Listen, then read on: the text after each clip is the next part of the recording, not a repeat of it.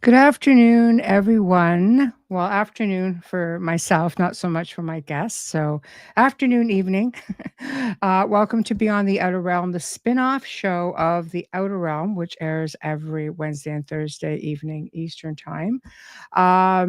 We are still broadcasting live on the United Public Radio Network, UFO Paranormal Radio Network, 105.3 FM from the Gulf Coast and 107.7 FM from beautiful New Orleans. Today, we welcome back our guest, Simon Bown. And this time, we're not talking about NDEs, but check out our last segment. You'll find out all about that. It's wonderful. But today, we're going to be discussing UFOs, the paranormal, different levels of high strangeness, perhaps how things connect, things of that nature. So without further ado, our special guest, Simon Bown. How are you? Hi, great. It's great to be here. Nice to talk to you again.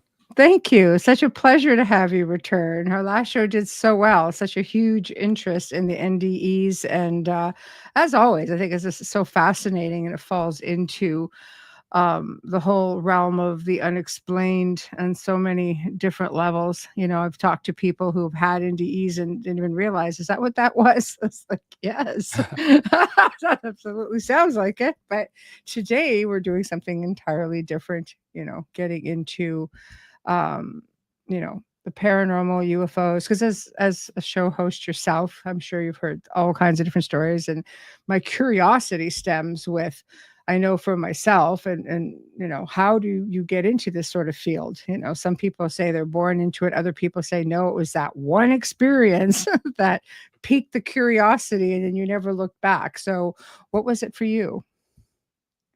Well, I just always been interested.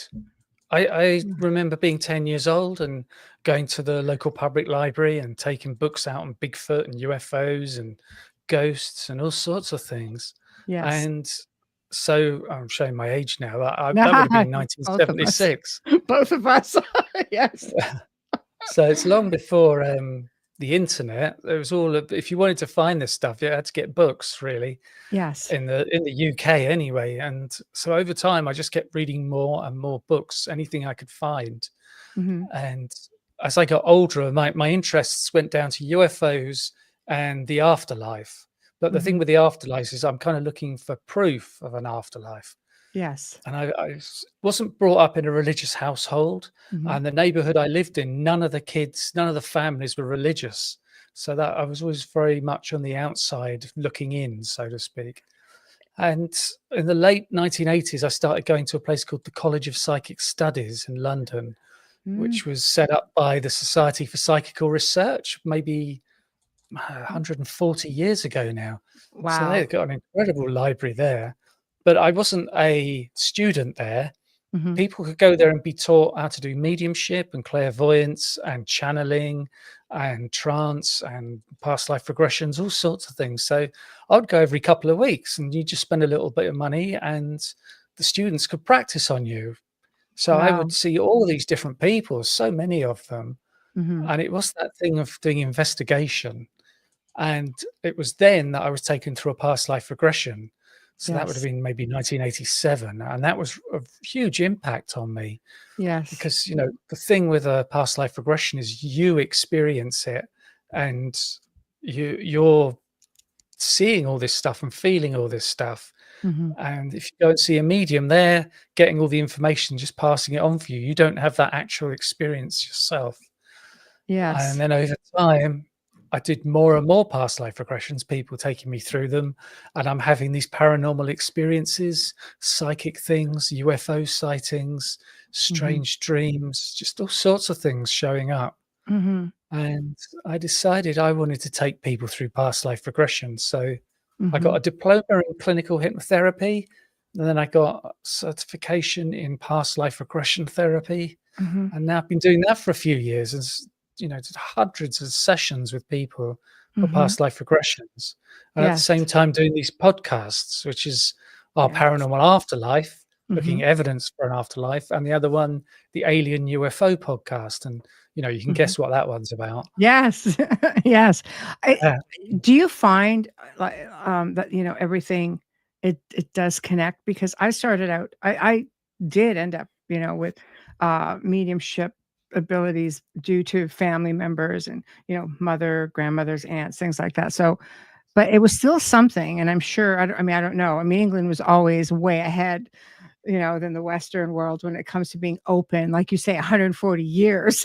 You're Mhm. at an institution where people are working with you. I wish I would have had that on this side of the world. On this side of the world, it's like, well, you don't want to talk about that. The neighbors might think we're a little bit cuckoo.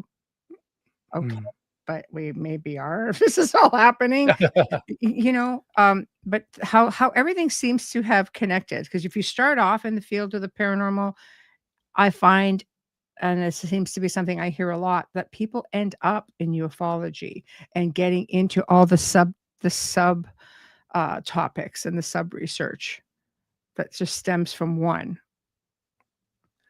Yeah, I find there's a lot of UFO podcasts that cover a lot of this disclosure thing on what's Mhm. happening in Mm. Washington.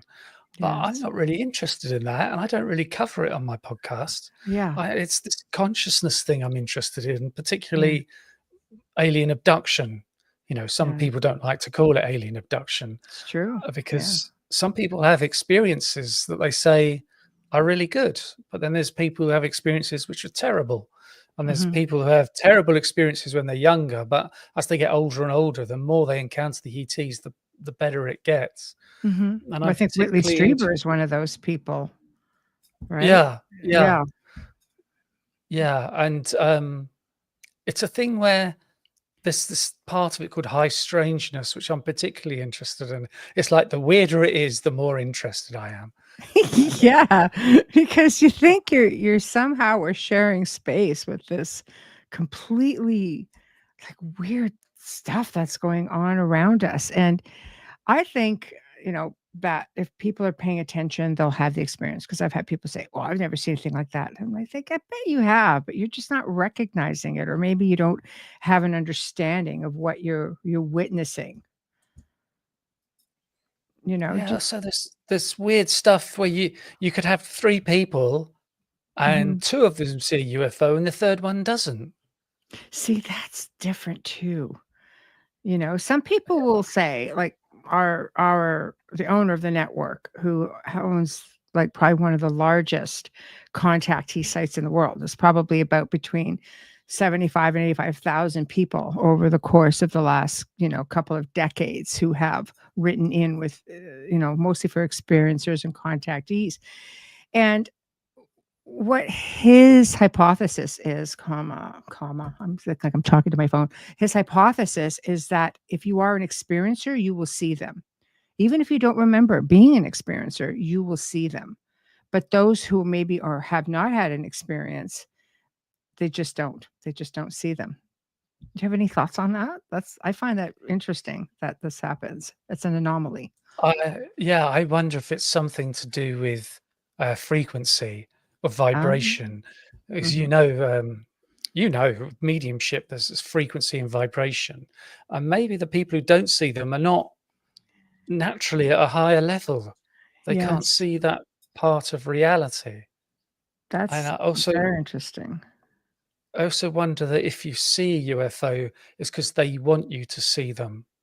They seem to be perfectly capable of moving around the skies Mhm, without us knowing. mhm, And it's like at night time and they're all covered in flashing lights. They don't mhm. need that. They're No. doing that so they can be seen. I'm here. Yeah. Yeah. Wayne, this is a story with Wayne and I, absolutely, where we were traveling down a road, and it was probably about 6 o'clock at night. It was daytime in the summer, like, in the evening, and I saw this I had had a vision of this exact moment, and we were driving that this one time, and I said, "Do you see that?" And he goes, "I don't see anything." I'm like, "We're driving into it." It was like a full half moon, big arch, all in pastels, a big arch, and it was just like glowing in all of these colors. And I couldn't find any natural, like in research, any natural reason for it to be there. But if it was natural, I would have thought he would have seen it. And he didn't see it. He goes, I don't see what you're seeing. I'm like, and what's strange is the area I saw it in was only maybe about 5 kilometers from where the image of the vision that I had was. And it was probably like, I don't know, many months later, maybe even a year later. So have you seen UFOs? Have you had any of those sorts of experiences? Oh, I'm an experiencer from childhood. I'm a generational experiencer. But you know what I find interesting and why I asked about connection? Just look, I'd had these as a child, and I remember asking my mom about it before she passed. I said, you ever had any of these experiences? Because remember, I grew up in a family that's like, oh, it means I might not want to talk about that. And I'm just like, oh yeah, yeah, yeah. My dad would be, oh yeah, we'd see them up north because I grew up in northern Canada with no satellites back then, aging myself as well. So when you saw something zinging across the night sky, you probably were seeing, a UFO. And I watched one come down one night. It took about 20 minutes, came down, then it zipped off. The next day, our valley, which was right, around a lake. Basically, there were military helicopters all around it. They were looking, obviously, for what had transpired the night before. But I just find that I had so many paranormal experiences, and now that I've researched this as an adult, I realize, were those all paranormal experiences? Because I'm talking to my mother and she's like, oh no, this happened. And, your sister was initially a twin and then all of a sudden there wasn't. And I'm going, I'm only hearing about this Yeah. now. Like what? And my grandparents and their grandparents. So now the experiences I have are mind blowing. Not that I don't remember them all, which is concerning. But the ones I do recall, or the ones where I'm wide awake, are very, very interesting. So this, Yeah, and I think it's weird in some way that it's like some of you don't remember. I suppose you have hints or ideas that something might have happened, and then mhm, others you do remember. And it mhm, seems that if it's the Greys, mhm, whoever's doing it, they seem to be able to control our memories and erase them or mhm, block them or something. But if you remember them, maybe they didn't block it on purpose. They want you to remember her. mhm. Well, and some of them I'm wide awake when it happens. I said just, like I like the portal. I saw that. There were times I'd be driving and I'd say, "Where are you?" And I'd get a flash in the sky that would go choo, choo, and it would close right away. Not on demand, but I'll tell you, like many times I would drive by, I knew exactly where to look and I would just ask. It sort of brings me, and I mean, I've seen ET as well. I've had experiences like that also. But, it makes me just wonder, as to, the full connections between the paranormal and being a contactee. It's just very interesting to me. But you look at people doing CE5s, people all over the world doing CE5, and you had Russian scientists doing it in the 80s. Like, we didn't have to go to space. We would just call them. I remember reading that one time back in the 80s. I'm like, what? Wow, that's genius, But I mean, telepathically, I think as an experiencer, like I've just put it out there and there it is, not always right away, but sometimes within a week or two, then you end up with an incredible experience and fully wide awake. And then it's done. Do you feel any of this is a thing where you're on a spiritual path and that every time you have an experience, it moves you another step along your path? So part of it, why they're doing it, is to raise your consciousness and get you to fulfill Mhm, your life plan. Or like mhm, maybe they wanted you to be a communicator to get this information out there, and not just about UFOs, but about all sorts of the paranormal stuff, about the afterlife. And it's about raising something on Earth by mhm. all people communicating. Because I I had a sighting, and I was driving on the motorway. I'd done a gig with my band, and we packed up and we left the place. It was 1 o'clock in the morning, and I'm driving along, and we drive on the left, and this part of this motorway I knew very well because I use it a lot. And on the left, at 1 a.m., this empty field, there was a really bright light there. And I thought, that's weird. What maybe they're doing emergency electrical works or something.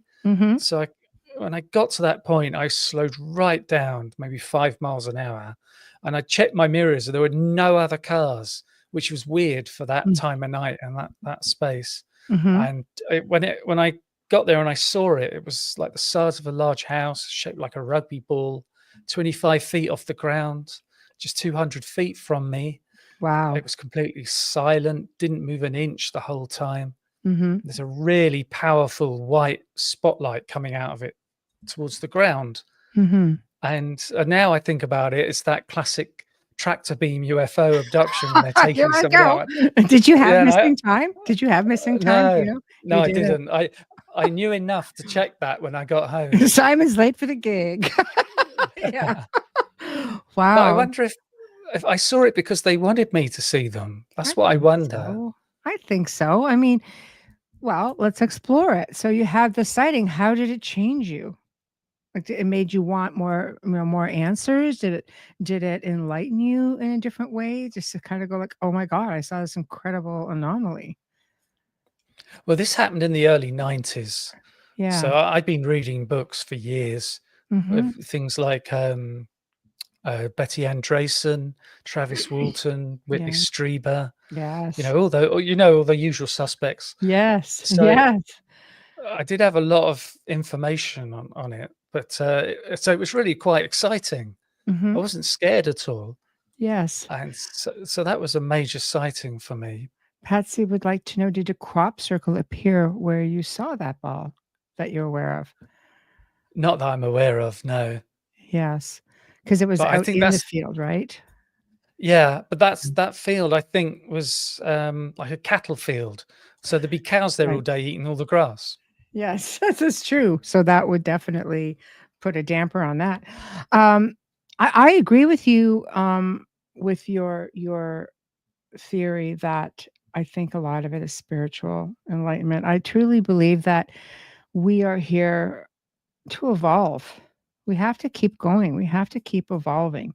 Otherwise, you're a hamster on a wheel. And in order to evolve, I think you do need to be able to match, a certain frequency or vibration. You have to resonate with, the planet around you and consciousness. And I think that extraterrestrial beings, I believe there are many races. That's what they're here to do. They are here to enlighten you. I mean, if I've had bad experiences, I definitely don't recall them. So they're doing me a favor. But I can tell you that a lot of my experiences have been really good. I mean, sometimes to the point of almost being really emotionally amazing for me, like it can be very incredible. But the ones I don't remember, do I want to? People like, have you considered hypnosis? Like, I don't know, because I can't close that door after that. Ignorance is bliss, baby. As a researcher, I find it's like an oxymoron for me saying that, because I'm always so intent on uncovering everything. But then I also believe that maybe I'm just not supposed to know it if it's being kept from me. Yeah. Maybe you'll get the feeling one day that is what you need to do. Because I wonder, because I take people through past life regression. Oh, you'll get a call from me if that's the case. Yeah. I get the feeling that people are guided to do a past life regression. It's something they think about, then they keep thinking about it. And it's like the spirit guides or whoever's doing it is putting these subconscious nudges in that they want them to do it. So maybe you'll get to a point where you'll get that nudge that now is the time to do the hypnosis. Yes. But it doesn't mean that everything that's recovered under hypnosis is true. Most of it is, but there's always a problem there.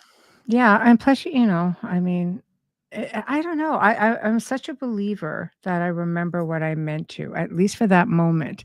So I'd like to think, because if I do get downloads and I get visions and things like that, and I'm a traveler when I sleep. Besides that, because I have vivid memories of some, but I think that it's given to you as you need to know it, it's all of a sudden you're just like, oh, I think I remember this one time. And meanwhile, I'm just thinking, oh, okay, maybe it's a bad memory, or maybe it's just something that, no, you have a bad memory, but they gave you this one, you know. I don't know. I just know that my journey has been an interesting one. I know that I do, energy work, planetary energy work. I've worked with human beings, like people, not just in clearings and consultations and things like that, for decades.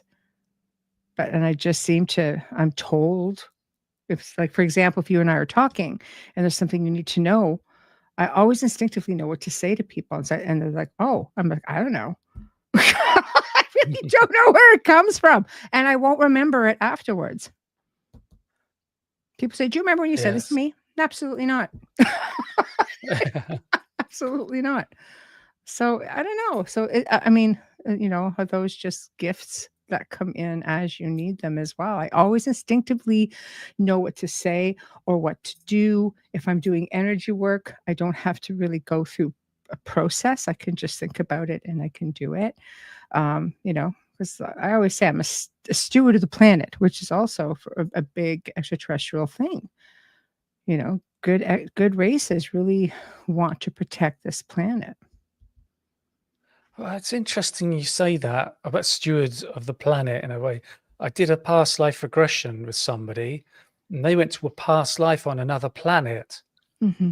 And in that past life, they were a kind of aquatic creature, like maybe like a Ah, dolphin or a whale. wow. And their job was to look after these creatures that were much, much bigger. And so Wow. they were in training to become one of these huge creatures. So they would just be looking after this one. But this huge creature, its job was to send positive psychic energy around the planet. So that's why it Wow. reminded when you said stewards of the planet, and Mhm. there were lots of these creatures around the planet linked in a kind of psychic web. So the whole planet was receiving this positive psychic energy. And it was Wow. this guy was in training to become one of those creatures. So Wow. we got to a point in the regression where his spirit guide was there. And I said, how many past lives has he had? And the guide said, one. This is the first life on Earth. And I was saying, why did you show us this past life before? And they said, you were in training to learn how to put out this positive psychic energy. And the training was for this life. You were preparing to come to Earth so you could help with the raising the Earth's psychic stuff. Wow, how fantastic is that? I wonder, there you have one aquatic being. It's just putting out an incredible amount of frequency to be able to get into the planets or the people or whatever, the collective. And here, I think it's just so many energy workers. And I've worked with incredible people all over the world. It's just I love that there's just so many people out there who are of like mind. And I can't tell you how many say, no, I mean, they're also experiencers. And it's just no, just you have to take care of it. This is very, it's very important because this is what sustains all life. And have you ever had experiences? Have you had that thing of ETs taking you somewhere on one of their ships or something? Yes, I don't doubt that. I've had people say, "I saw you on the ship." I'm going, "I'm glad you remember." But no, I have visions where I'm looking out of, I'm looking out of a window, for example, and I'm looking out into the stars. And I the one experience that I had, it was just almost like a ship, a regular ship's portal, like one of our seafaring ships. I'm going, I'm looking out of a ship portal, but because that's how I'm associating that I'm looking out of something round, and but I'm looking at the stars. Other times I'm coming up under something and I look up and I could see like there's something over me, and it's a ship. But but that's about, again, that's about it. I get little tiny snippets.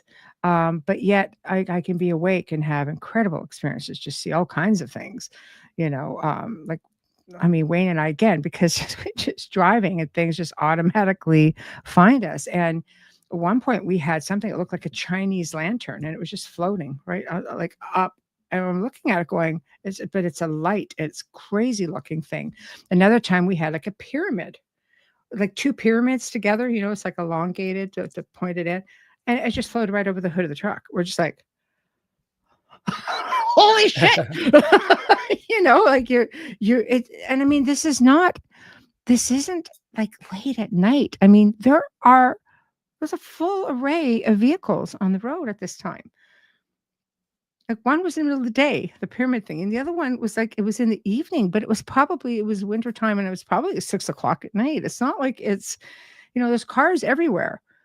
And you're just sort of like, is anybody else seeing this stuff? Yeah, it's that thing again, the frequency. Yeah. If they have the frequency. Yes. But yeah, I was talking to Mike Clelland the other day. Do you know Mike Clelland? I've heard, yeah. I've heard of him. He was saying that he had this experience where he found himself on board a ship and he was one of the greys. Yeah. Wow, crazy. And yeah. He was taken into a room on board this UFO that looked like a really corny 1970s office boardroom with orange carpet and plastic folding tables and chairs. And this is part of the high strangeness of it all. Yeah. And at this boardroom table were 8 greys facing him. Mm-hmm. And it felt like he was like a naughty boy being taken to see the elders. Wow. But they said to him something like, "You volunteered for this.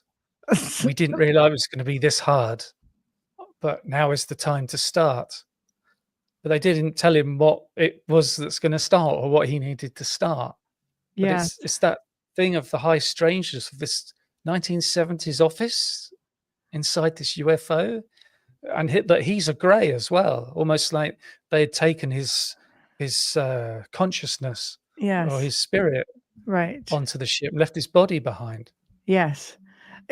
I find it all extremely fascinating. I mean, there are people like who have visions. Wayne was telling me about one time he was just like saying, I need answers. Like he just finally got really fed up.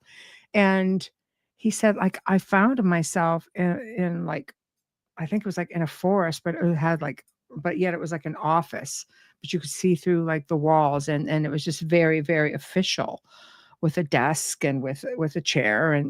But this ethereal being, like very, very wise. Right. And it's just like you see that was not happy to have to be explaining anything to me. So it's like it's a curiosity, I guess, as to everybody's experiences, but this is also a guy who at 4 years old, at his birthday party, just basically throws up on the table and says, "Oh my God," looks at his hands and goes, "I'm a child again." At 4. I'm like, what is that? Like a step in? Or,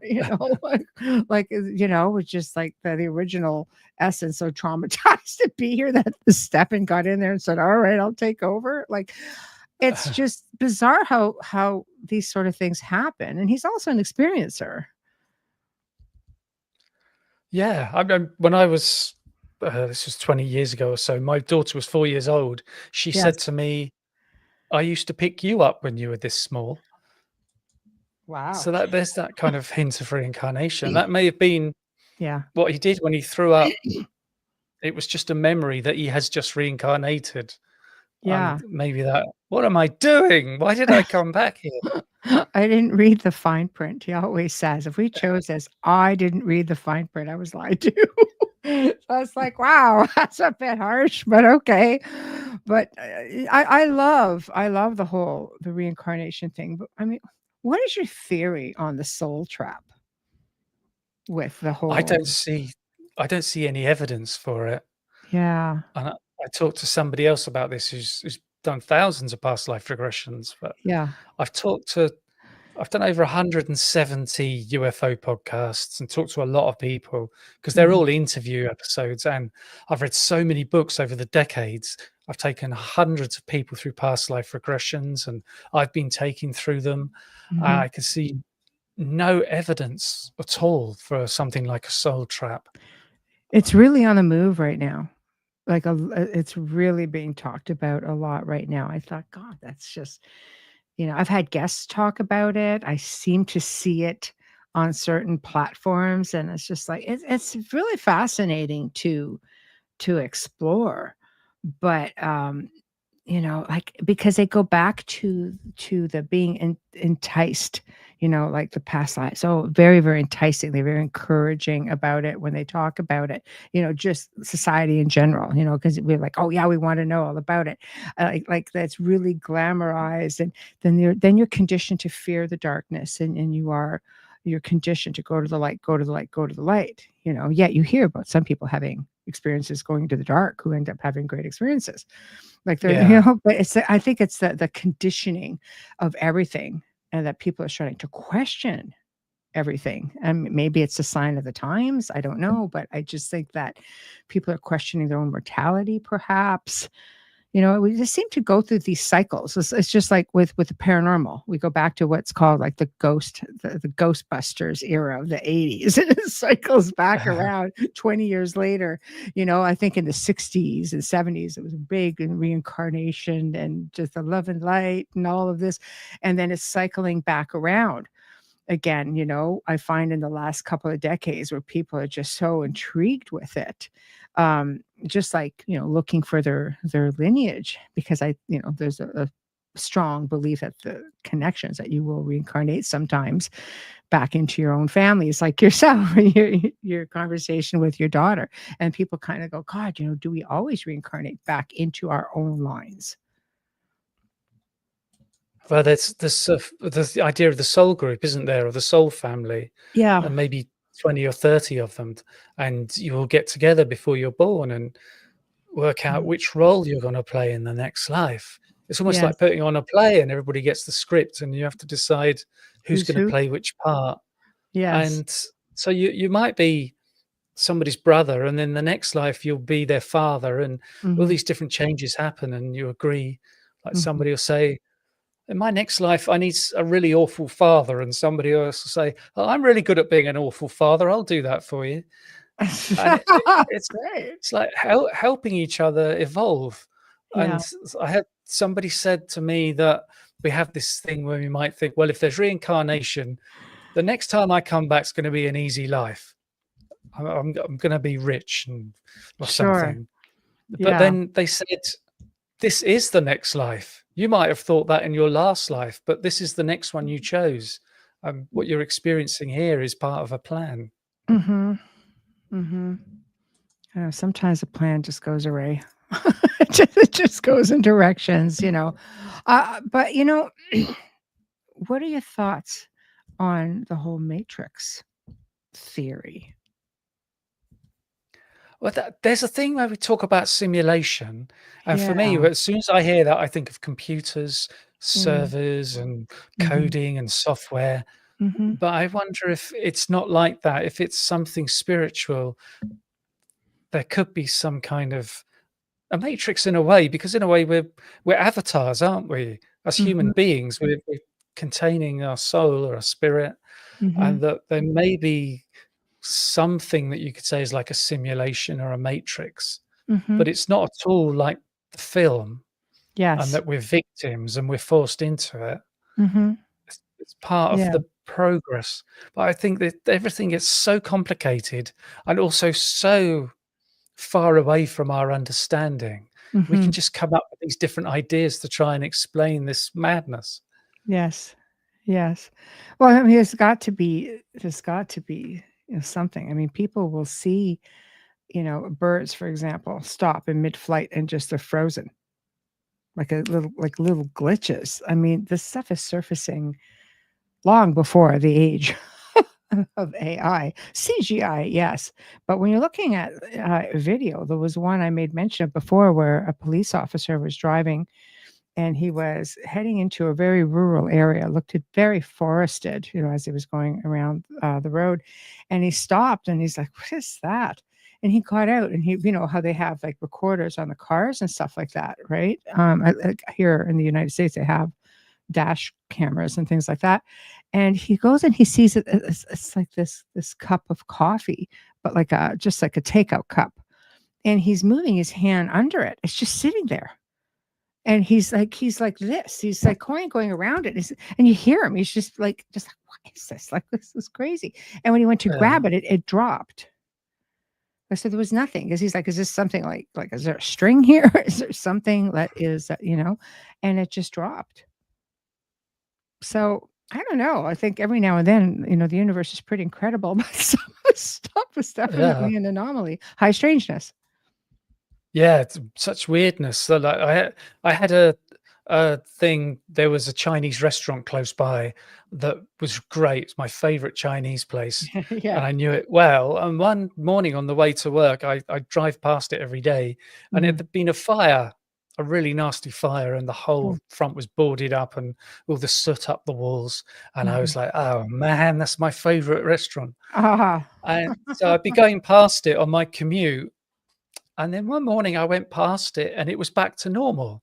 It was completely back the way it was before the fire. And I thought, wow, they did a great job on that. It looks great now. It's like back how it was.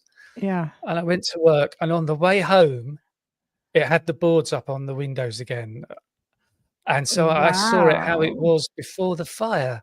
And I think back, I think, was I crazy? Did I imagine that? But at the same time, when it happened, it really stood out to me because it was my favorite Yeah. Chinese restaurant, Well, and I yeah, was because so it amazed. caught your attention. It was enough to catch your attention and comment on it. Yeah. So Like it kind of reminds me of the Mandela effect or something, or it time does. slips. It does. Time slips are incredible as well. What do you think causes a time slip? Like, what's your thoughts on a time slips? And I don't I'll know. tell you a story after. Yeah. Okay. My first thing that comes to mind is that phrase, "a glitch in the matrix." Yeah. I Yeah. heard of this woman at a university, and she had to get a book from an office, a big office, and she went in, and there was this woman on one of those ladders on the high shelf getting a book down, and she Yeah. looked up at her, and she was dressed really old-fashioned clothes, but she just went in, got her book, and left. And she thought, who was that woman? And then later on, she spotted this woman's portrait, and like she died 100 years before. And she felt like when she went in that room, it was as the room was in the past. It wasn't that she'd seen a ghost of hers. Yeah. It was like she'd gone back in time, like a time slip.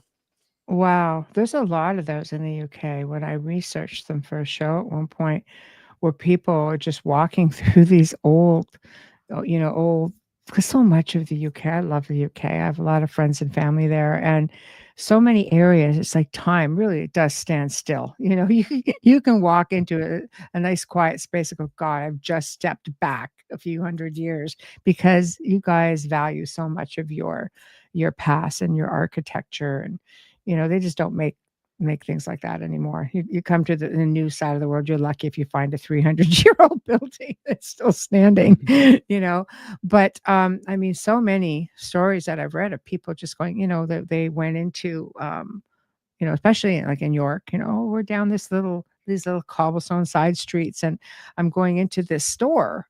And all of a sudden I'm in a whole other store that's gone way back in time. And I'm looking at stuff going, what is all this stuff? It's not.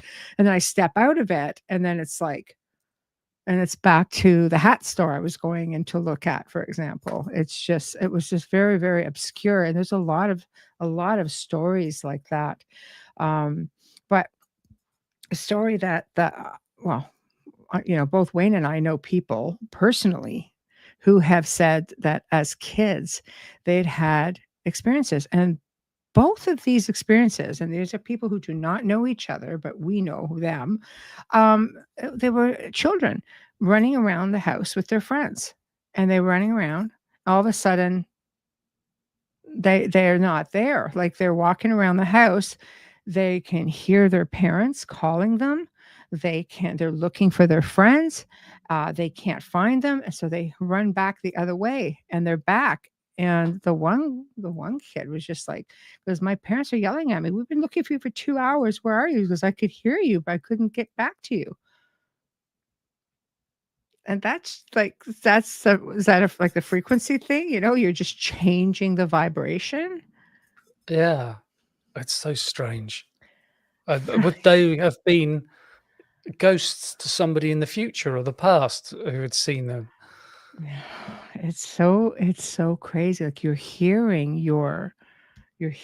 being called, and you're walking through the house, and they're not there, but you're in your house. It's crazy. Those sort of things just fascinate me. I'm just like, "Come on." Like, it's just Mhm. and the fact that I knew someone with the same story, and Wayne goes, "Oh, yeah, my buddy was telling me a story about that, and I think it happened to him, his friend." I'm just like, when he was little, I'm going, "This is craziness."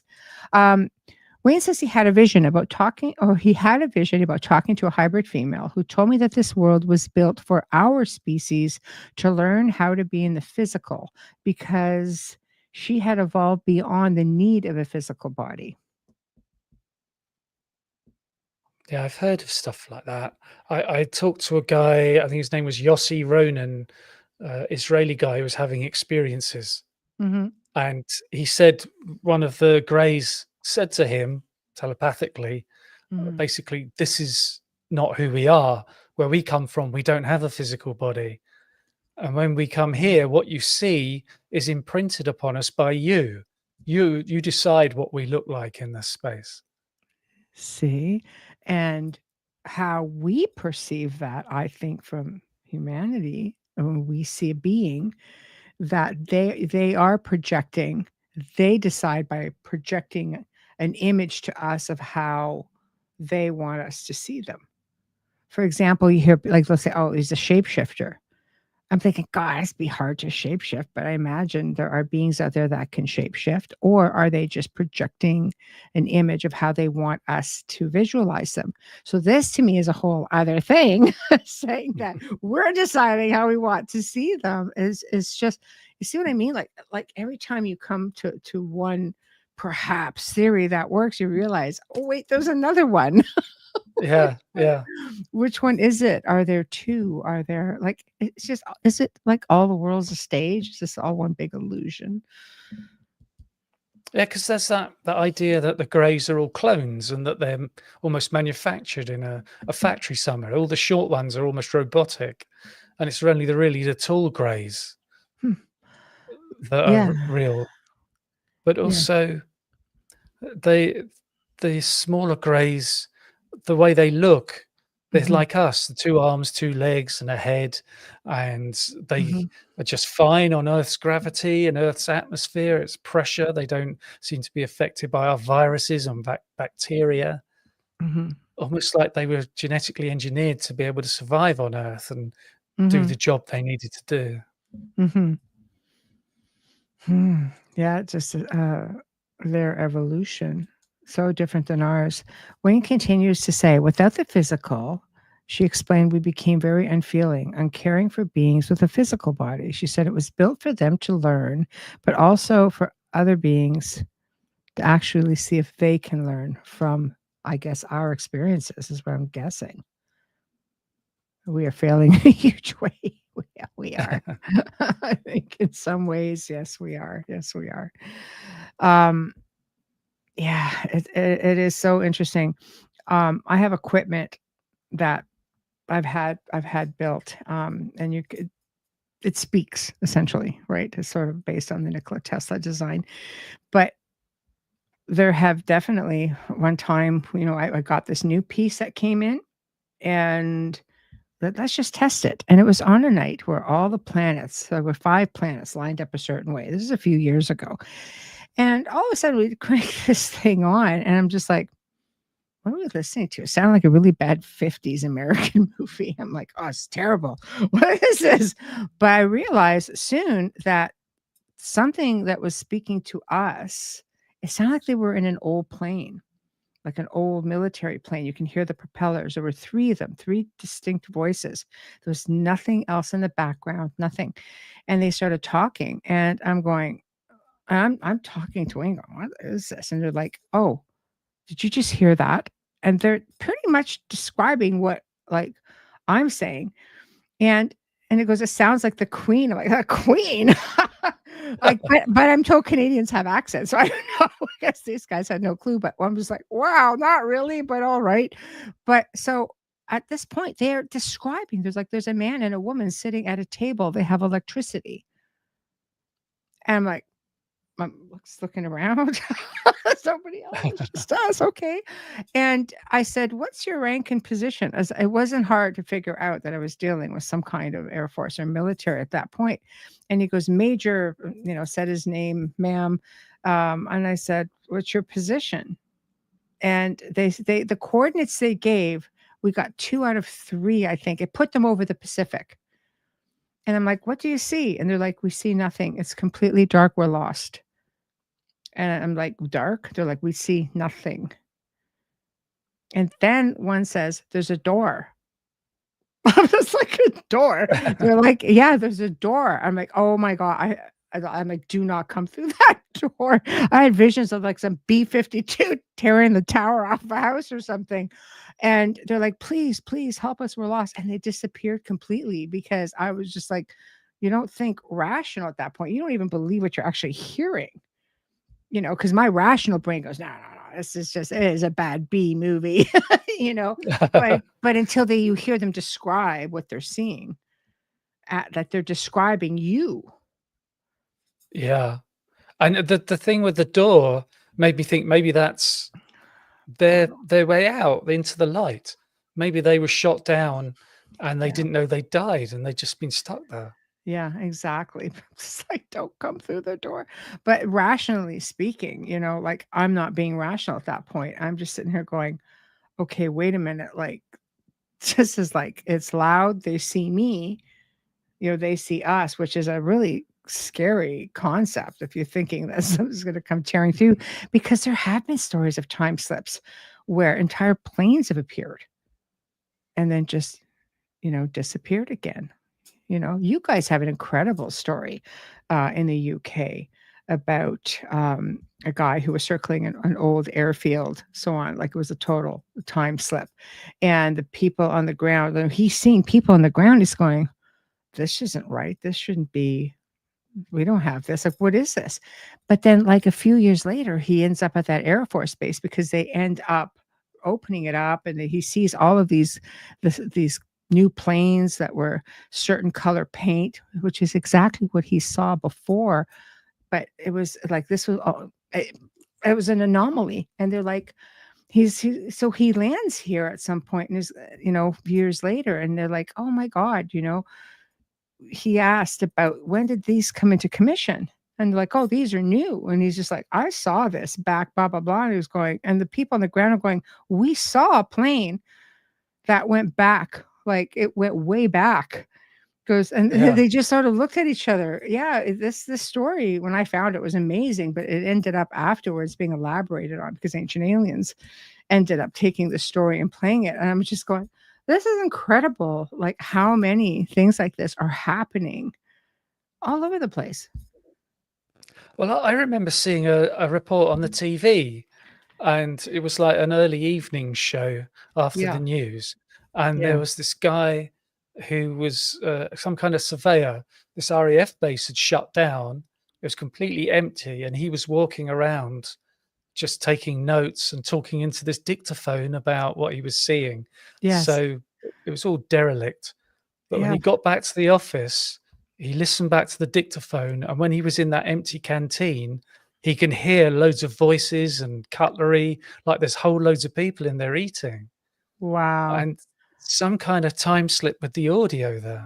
Yeah, time slip, or was it like an imprint in Yeah, time and space? Either way, like even residual energy is fascinating when you get into how many paranormal researchers pick up when they're doing EVPs and such, and they're picking up residual stuff.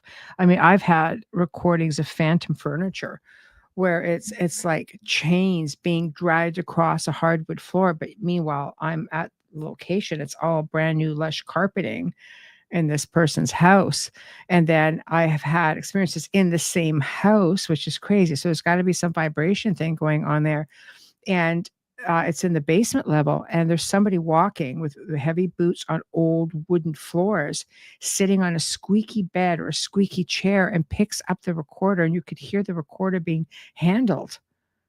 And I'm just going, "That's bloody amazing." But the whole place was giving up stuff like that, but it did not match the time. So am I is there some kind of a crossover in time there, or is it all residual? I would have thought residual until I heard the recorder being picked up and handled. You can hear it like, and then it gets set back down. Sounds really creepy. It does, but in the same respect, it's sort of like, wow, which is it? What are we experiencing? Because this tells me it's real time if the equipment's being handled, but none of the sounds are matching the environment. Yeah. It's like it seems there's some of it is residual, like a recording, and then other Yeah. stuff is they're actually there and you can interact with them. Yeah. There's a famous story in the UK of a guy working below a building, maybe one of the big museums. I can't remember exactly. And he's in this kind of corridor underground. He's on a ladder doing some painting. Mm. And then these Roman soldiers walk through, but they come out of the wall, walk across the hall, and go into the wall opposite. And he said that he could only see them from the waist up. And that in the Roman times there would have been less earth there, and that they for them would have been standing on the ground. And he freaked out and he went back upstairs and he saw his boss, and his boss said, "Did you see the Roman soldiers?" So it was like it was a known thing, but for the soldiers, they just seemed to be on a march on their way somewhere. It wasn't that they were really conscious. No, again, I tend to wonder if it was residual. There's a place in the United States called Gettysburg in Pennsylvania, USA. It's the same idea. People have reported seeing soldiers, but half from the waist up. They don't see anything below that. So I just wonder, is it if it's a dimensional thing with that, or it's so bizarre to think. But I love how the similarities crisscross from one part of the world to the other part of the world. It's just, I don't know. Is the soldier thing, frequency thing, is it, you know, along the same parallel? Like, there's just so many things that you could think of. That's just, Yeah. to get these like real answers. Contessa had a question. There are many stories of people disappearing in planes, ships, etc. Are there any stories of any of them coming back and staying? I haven't heard of any. I've heard of that kind of thing where you have walk-ins with people. Mhm. I read about a story, and this was from like 1912 in Poland. This 15-year-old girl nearly died, Mhm. and when she recovered from her illness, because she was unconscious, she was speaking this foreign language, and they didn't know who or what this language was. And Crazy. eventually, they worked out it was Spanish, and they got someone in who could speak Spanish. And the Mhm. girl started saying, "It was, what am I doing here? I live in Madrid. I'm middle-aged. What am I doing in this body, in this country?" And they were able to Wow. describe things that Mhm. in Madrid that were correct. And they talked about this pot. This is the one thing I remember. They'd have this big kind of iron pot, and then there'd be like a pyramid of iron rods with chains, and they'd hang the pot in the middle of this pyramid. Mhm. And you think, oh, this is for cooking. But she said, no, we'd fill it with hot coals and this would heat the room. And it's such a weird, obscure thing, but they checked, and that is what they would do in Spain for heating. Oh, that is so crazy. Like, again, walk in, um, it's fascinating to me. I know of people disappearing. I had visited the haunted forest of Romania, and the story with that states that a young girl went 5 years old, went missing there at some time, just like a shepherd had gone missing, with this entire flock up on top of this mountain. And so did this young girl. So it's known, I think, as Romania's Bermuda Triangle. But the weird thing is she returned like 5 years later. She's still 5 years old, but she was not the same individual like up here. I mean, how could it be? Come back at 5 and you're still 5, but she was just totally like withdrawn, disconnected. So there's that story, and there's one of a man named Bruce Gurman, who was says to be the only survivor of the Bermuda Triangle. He went in with a plane did all these erratic things. He said he got into what was called like the heart of the whole phenomenon, I guess, and came out the other side. He said it felt more like an electronic fog. Goes, it was very strange. But beyond that, I've not heard of anything. And with the Romania one, like, I mean, I don't know. That's the story, but is it a story? Is it factual? Is it? I would think that Bruce Gurman's story would be, because that's in I think it was like in the 70s or 80s, something like that. So that is at least something that is documented, and he, as a pilot, spoke of that experience. And the reason I remember it is because he was able to describe what the phenomenon was as he went through it. This other little girl apparently was completely disconnected and didn't offer a lot of information, at least none that was documented. So, but if they are both correct, then obviously it's something, you can travel someplace and come back. Or is it a time slip, and she ended up someplace else and then just slipped back in 5 years later. Like the little boys running around the house, right? Yeah, because we hear about things with UFOs, don't we? Where it seems sometimes people can be taken and then they're brought back just after they were taken, but they might have been gone for a few hours. Mm-hmm. Yeah. And there's a guy called Jim Sparks who talks about that. I don't know if you've heard of him. No. He said that he was at home on the couch watching the TV, and he remembered he needed to feed the fish. So he went up and he put some fish food in, and then he got a drink out of the fridge, came back and sat down. And then this whole abduction thing happened. And when he came back, he was standing at the back of the room watching himself feeding the fish and then getting a beer out of the fridge. So strange.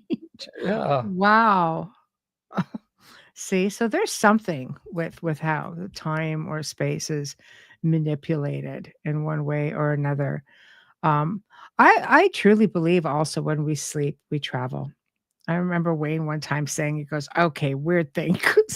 Wayne's, like the other half, if anybody's wondering why I speak about it. We share a same space. That's why I know all these cool things. But one time he says, I got up in the middle of the night, just went to the bathroom, come back, and you were completely talking in like Aramaic. And whoever it was, you were quite disgruntled. I'm always disgruntled. I don't know. But anyway, so apparently this was a thing. I said, you need to record this stuff.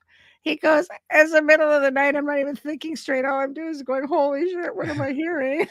So I get that. Okay, I'll give it to you. But, I believe we travel. And I believe that, maybe we come back with some of these experiences. Teresa said, she did a meditation, fell asleep. Next thing, I awoke speaking Hindi. She goes, I am not from India, and I do not know the language in this life. So I don't know. It's just, it's interesting how easy it is for us to, I think, slip back and forth. Some of the experiences we're having, we're really having them, but we just don't have that recollection. And is it crossing over? Is one phenomenon crossing into the other? And I wonder if coma does that as well. There was a guy in Australia who was in a coma, and when he woke up, he could speak Mandarin, I think it was. Wow. And he's now a TV presenter in China because they find him to be quite an oddity. And this thing, he'd never had much Chinese lessons, just a little bit when he was at school, when he was a kid. And he's speaking full on. Yeah. Wow. And he's been doing it for years now. And there's all sorts of stories about this. But with coma, there's people who come out of a coma and said they lived an entire life or several years of a life on another Earth. And it's as though it was a multiverse thing, and they joined the body of the other version of them. And for them, this life was very real. They Mhm. had the full day job, and they went home in the evening, had an apartment, they had partners and children, and Mhm. then there was a guy, it was something like he had 7 days of coma, and when he woke up, he said he'd lived 22 years on another Earth, and that Wow. he had a tour of duty for a year in a war in a Southeast Asian country that Mhm. doesn't exist on this Earth. And he said he thought when he woke up here, this was the dream because the other thing was Mhm. so real. That was a real life. Mhm. Time obviously works very differently because there's a similar story I recently heard of, and it was a boy or teenager on, I guess, a sports field, and he'd been knocked out and we're just talking moments, but during this time, he lived a life, he had a family. He came out of it, they brought him out of it after, a few minutes, and he was in mourning. At that point, he was never the same because he was grieving his family. He had to do counseling to help him cope with the fact that he had had this other existence that was so real and so profound that it stuck with him. So when I hear these things, it's incredible. Have you ever heard the story? I'm asking this one specifically because I think there's still a standing reward for it. A woman fell into some time slip and she woke up one morning in what looked like something similar to her apartment, wearing different pajamas. She went to her place of work, which was the same building but looked different. In her life, as she remembered, she had a fiance of 7 years and, his daughter, which was like a stepdaughter for her, and she couldn't find him. There was no record of him in this specific time, and she put out a reward for anybody that could get her back to her own time. And as far as I Mm. know, this was like quite a few years ago now. I mean, I probably read about it, probably about 5 years ago, and something definitely at that point, it was at least 5 plus years. But, like, how terrifying is that your whole life can just like, what's the real timeline? Like, when did it shift, and which one's real? And maybe they're both real. Maybe it's a multiverse and there's lots of Yeah, versions of us. There's a yeah, reincarnation theory around that. mhm, yeah, When we incarnate, there's loads of us. yeah, yeah, It's like that film, isn't it? Everything, everywhere, all at once. yes. So you believe we can live like our soul or our essence can live simultaneous lives? Do you believe Yeah, in yeah, that? I've seen Yeah, that in reincarnation, yeah, in past life regression, where somebody will die mhm, and they'll die in the past life in 19, I don't know, 52, and when yes. they come back, they're born in 1948, so they're living 48 to 52 in 2 different bodies. Wow. Wow, so it splits basically. That's just Yeah, it's the thing where your soul, um, it's like it's in the afterlife. There's no time in the afterlife, it's all the Mhm, now. So your right, soul experiences all of your past lives in the same moment, mhm. and I've had it described like the river of time, and you can stand on the side of the river and walk up and down the bank as much as you want to choose the time that you wanna dive into. Wow. Oh, it's hard. I guess that's why we gravitate maybe towards certain lives. Like I gravitate very heavily into my one of my medieval lives, which and to the point of whatever it was, however I lived it, um, it resonates so strong with me that I mean, my most of my home looks like what you see in the back. Like, I find comfort in being among that kind of a decor or environment. And I've traveled many parts of the world. You always will always find me in old cathedrals or castles or really old village environments and things like that. I gravitate to a lot of that. It's very, very strange. So it's just like, well, you're looking for your past lives. I often say to myself, I wonder if my past life is looking for me or if I'm in a time slip and I need to go back because you really feel like for some of us, it's like a real sense of loss that we feel this like being in a void because we resonate so strongly with a certain time. Um, but you just can't get back there. Yeah, I hear that. I don't experience that myself, and I've been taken through all these different past lives and seen different, um, you know, eras, different times, but Mhm. I wouldn't say any of them I'm particularly fond of.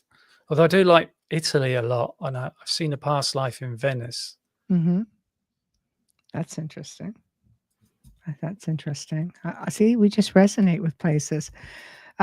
She goes, as in different timelines or past lives. Not my intention to interrupt, but suddenly I'm lost. Poor Heidi. so, so can you elaborate because we probably lost you. So, okay, so past lives are we talking a reference to reincarnation or do we? Because now I'm lost. Just reading from it. Yeah, if you could just specify, that would be great because we're moving along at a pretty good pace here. Sorry, Heidi. Well, what I'd specify really is that I hear loads of things, but I haven't Yes. got any of the answers. Yeah. There seems to be that our soul splits off into lots of versions of us Mhm. in lots of different universes, Mhm. and there may be different timelines as well, because they say it could be that every time you make a decision, another See, timeline's created, see, we and got there's you this now, Heidi. She but says, "Thank you, Simon." Yeah. I kind of see this analogy as like the soul is like a tree, and there's all Mhm. these leaves. And as Mhm. the tree experiences all the leaves at the same time, the soul experiences all the lives at the same Yeah. time. Yes. And it's difficult because in that space, time doesn't exist. There's no timelines. Yes. And Yes. for us, there is time. Yes. So what a timeline, a past life could really be like a timeline because we have the time. But I mean, who knows where, depending on where you are. I could have had my medieval, imprinting could be from an entirely different time and space, may have nothing to do with even this planet. Just gonna And throw a it could be wrench happening throw a right wrench into now. the whole theory. Medieval time on another planet. Yeah, maybe. Heidi says she resonates with that. Thank you.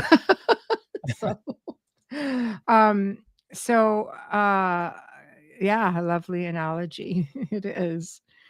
So if we're looking at, we'll get back a little bit into the similarities between, let's say, the paranormal and being a UFO experiencer.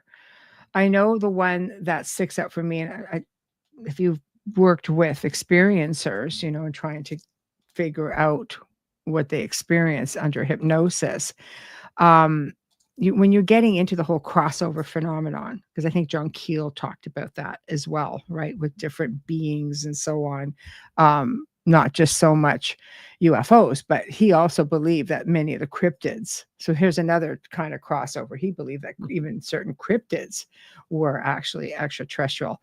But I remember, like, I can only speak of my own experience, and I've helped, like hundreds and hundreds of people with having paranormal anomalies throughout the decades.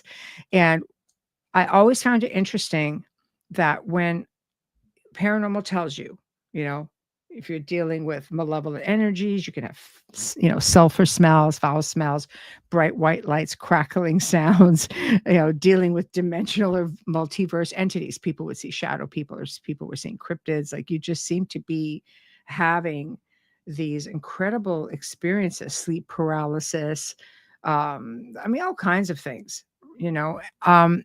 But when I started realizing that half of the people I was helping, half of them were also ET experiencers. So when I started digging and found that ET experiencers experience foul smells such as sulfur, I've experienced the bright lights, the crackling sound, all of the stuff I've experienced made me question, what was I really experiencing in my own paranormal phenomenon? Because when half of the people you're working with says, "Oh yeah, I saw a UFO," one of the best people I've worked with, the best cryptid sighting I've ever heard of, there was a UFO sighting, like, that was called into the police for a straight week in that area, and the whole phenomenon was just a big ball of mess with Yeah. everything. It's, you get the one place where everything happens, that was it.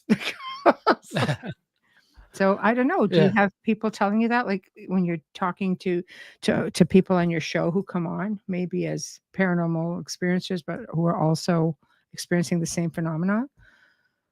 Well, I have seen, lots of people have seen this, that the after effects of being an experiencer and having a near-death experience are very similar. Oh, Like, they have okay. amazing synchronicities. They Mhm, can't wear watches because the mechanical watches just break down. mhm, Electrical devices will freak out when they're around, mhm. and they have psychic stuff. Some people might be psychic before the ET experience, and Yes, afterwards it goes ballistic. And yes. that's the same thing that happens with near-death experiences. Mm, So what's going on there with consciousness and how it affects us? And, I think some experiences talk about poltergeist activity in their house. yes, So yes. it is all connected in some way, Mhm.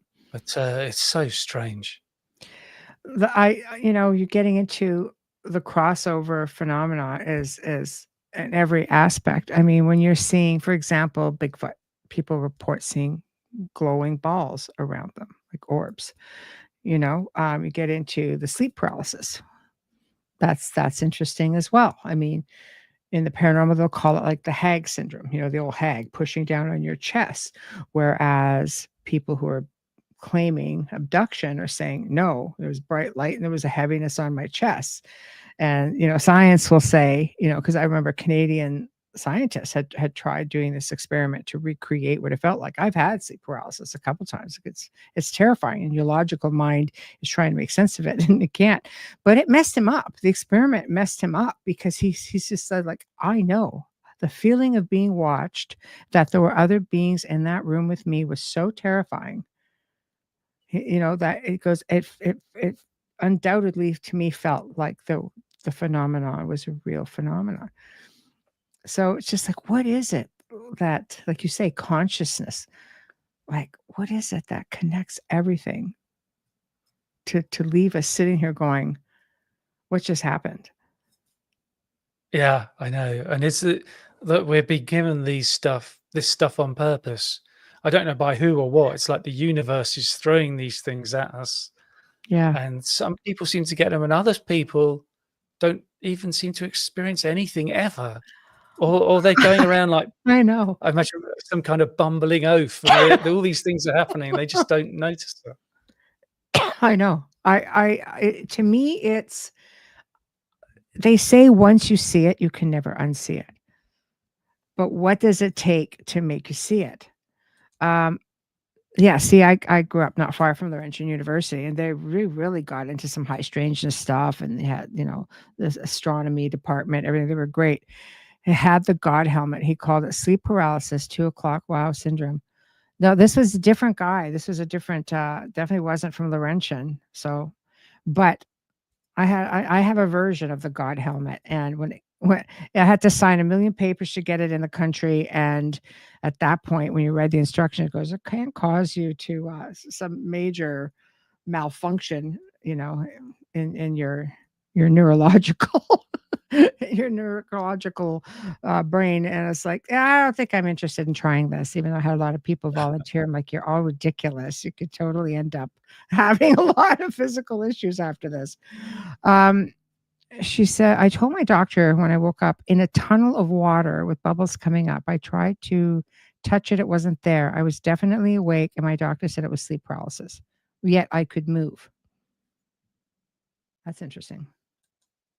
Yeah, it's weird. I think I had sleep paralysis once, but it was just horrible, Yeah. just because I couldn't move. And Mhm. the light was on in the room, and my wife was in the room. She was walking around the bed, and I could see her, but I couldn't say anything, couldn't move any of my limbs. Mhm. It's the only time I've had it. And, no UFO experiences or anything there, or shadow people, but still, Mhm. I really didn't like it. Mhm. No, they say if you can force yourself to move even one digit, it'll bring you out of it. And I was able to, the first time it happened to me, I was able to get myself sitting up. And I sat up, and I was just like, I was like, "Oh, like, what did I just experience?" Like, I had never had sleep paralysis before that, well into my adult years.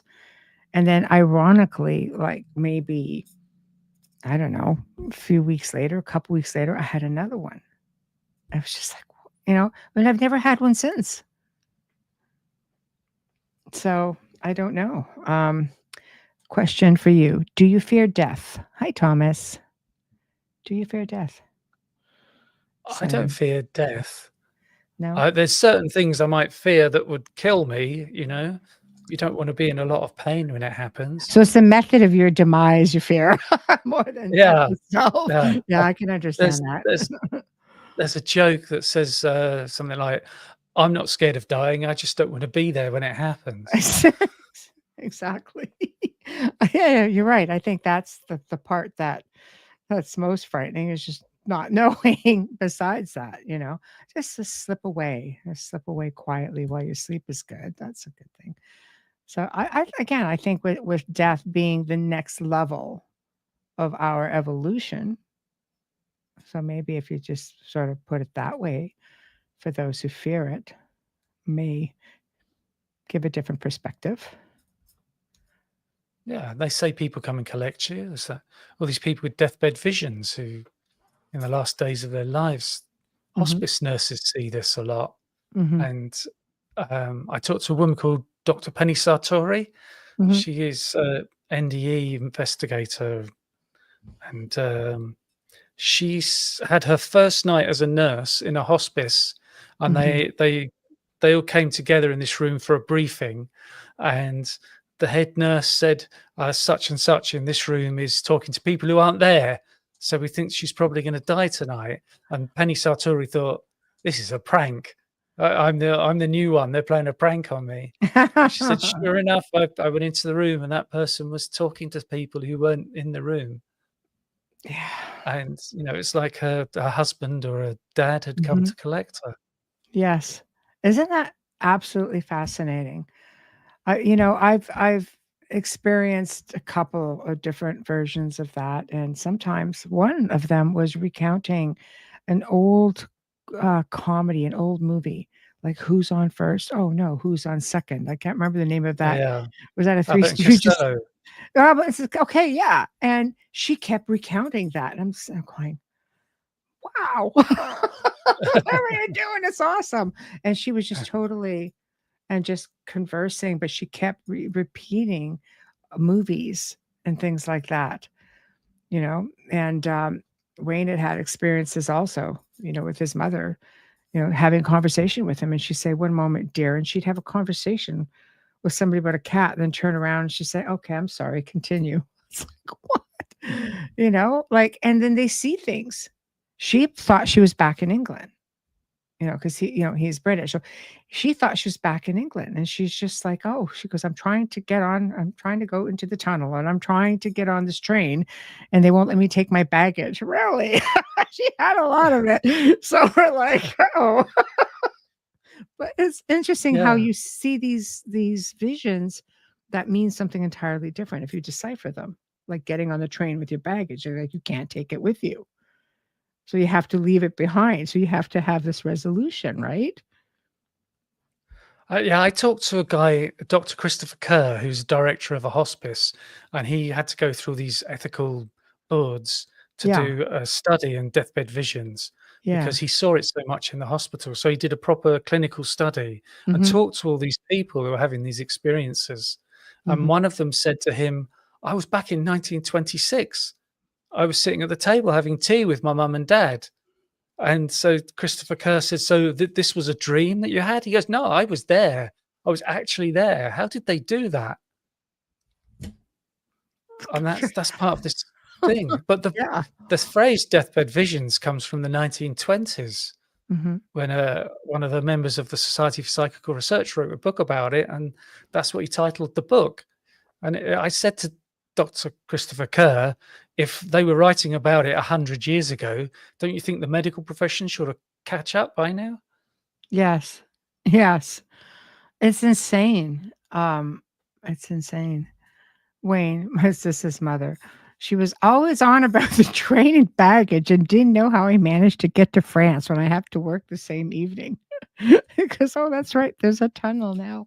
It's just, I love it. I love hearing these stories. It's just It's like when someone like in a coma, for example, and anxious to hear your opinion on it. Do you think that they just sit there, that the spirit just resides in the body the whole time? I'm a big believer that we just why would you sit in the car and you're in the garage? You're gonna go, you're not gonna sleep in your car in the garage. You're gonna go and gonna go on with your life because our essence is life. So what do you think? What are your theories on that? Because you talk to so many people. Yeah, people have near-death experiences when they're in a coma. I don't suppose you can really call it a near-death experience because they don't die, Yeah. but they talk about just suddenly finding themselves standing next to the bed and they can see their body in the bed and they feel great. And then they go on to have some big spiritual experience, but they can talk about what they saw in the room.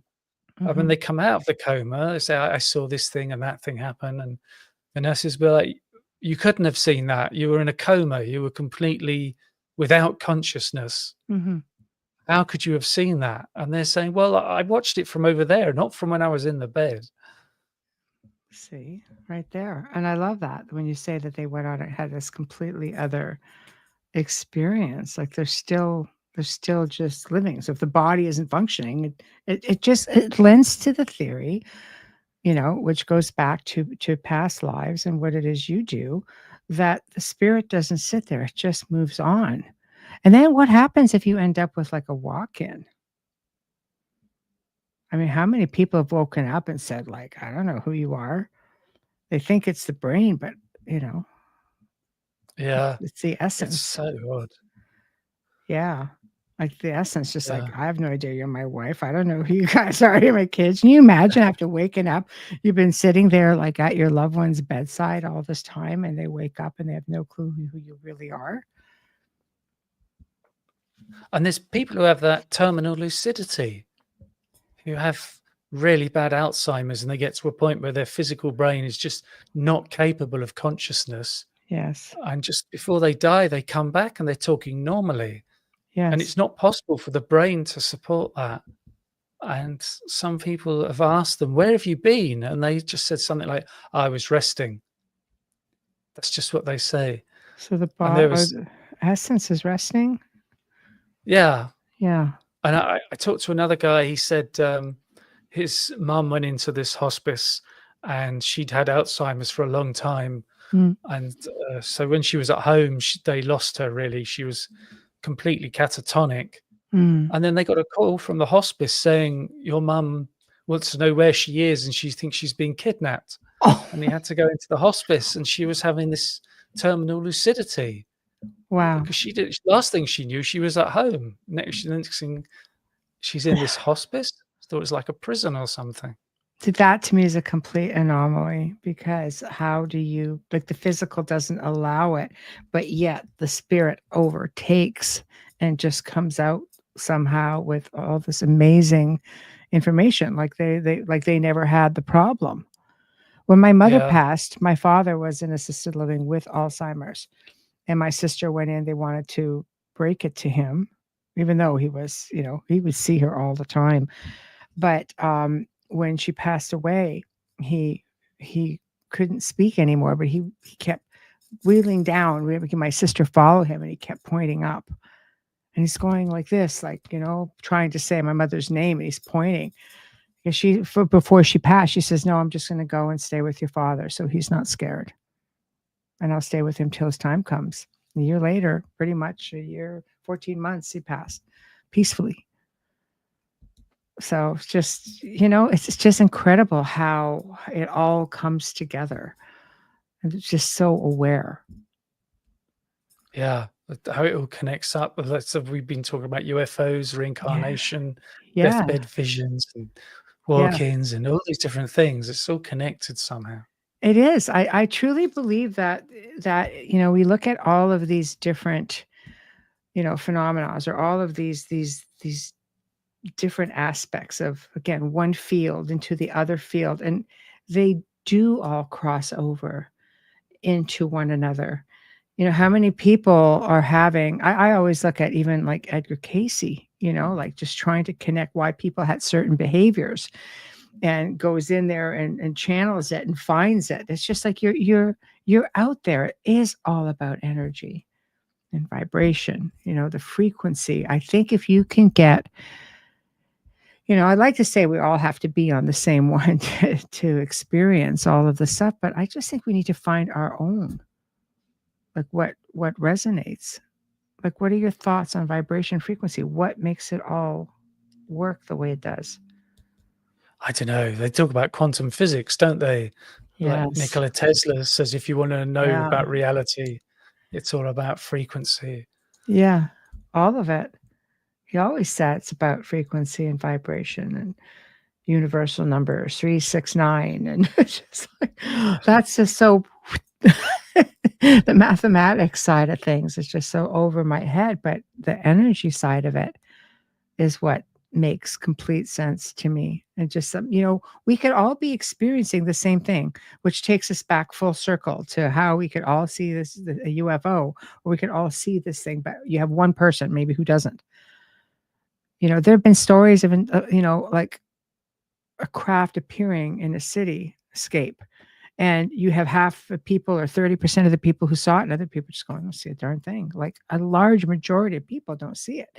So, I mean, do we all have to tap in, like you say, to that frequency? And how do you do it? How do you get there? Yeah, I don't know. Maybe meditation might help or something. Yeah. Yeah. I'm reminded of a story where this guy he's an experiencer throughout his life, and he was in Mhm. the back garden with some friends, and this Mhm. UFO came over, and he said it was so low if he could throw a stone and hit the bottom of it, but then the whole area just went silent, and it was like they were in this bubble, like the Oz factor, I think they call it, Hmm. and they were all just kind of standing there looking up at this UFO, not moving, Mhm. and then the UFO zipped off. And he Mhm. was there the whole time watching it, and the girl next to him said, "Where did you go?" And he said, "I didn't go anywhere." She said, "But you weren't here." So that might be some Wow. kind of frequency weird thing happening. There has to be. There has to be, because so much it's energy based. The essence is energy based, right? So it's just like there has to be all involved. I don't know. I work with a lot of frequencies. Like I'll sit there and I always say, like I'll be sitting here in a meeting, and my desk always has different, you know, I'm always playing with tuning forks. I've got a gong, I've got chimes, I've got all kinds of things. I love it. I love how it makes you feel. It's great for healing. So tell people if you don't have access, just throw on some binaural beats. Get on YouTube. Most people have that now. But and I find one day I just was listening to binaural beats, and I was just starting to fall asleep. I wasn't even like meditating. I was just listening and trying to take in the sounds. And all of a sudden, it was startled me back up. Was this female voice in my ear going, "Hello." Looking around. Is that the bird? That's a bird. We're house sitting a parrot. I'm like looking around. No, not the bird. So it's just like without even being aware, you just slip into this other place. Yeah, and there's the Monroe method, isn't there, that plays all those kind of sounds to you, and you can go into that, and you can Mhm. go to the Monroe Institute and spend a week there and have all Yeah. this training how to do it. There's a Yeah. guy who was on my podcast who did that, and now he's a Monroe instructor. Oh, wow. How It's awesome is just, that? yeah, and he was one of the things he said he was during the week. They said, while you're listening to this stuff, just imagine you're in a dark, just a black space, and then Yeah. you have a vision of the earth as a ball, and you can hold it. And he Mhm. just couldn't get there. And then this woman appeared out of the darkness and handed him the ball, and he had it. And Wow. afterwards, they all went to have lunch, sitting together, and the woman was there, and she said, "I realized you couldn't get the ball, so I gave you mine." Oh my gosh. How amazing is that? Yeah, Wow. So you're in with somebody else essentially. yeah, they were all in their own little Yeah. pods, these little But she units. seemed to cross right over into his space, like a form of Yeah. remote viewing, I guess, or is it just I don't know. I wish we had more time. It just goes, it just really goes into different directions when you start exploring it all, because you'll say things and my brain will go, wait, what? And then there's just more questions and more questions. But it was a fantastic segment. I love how we were able just to bring so much together. And thank you to everybody in the chat room. You guys always make it that much more awesome.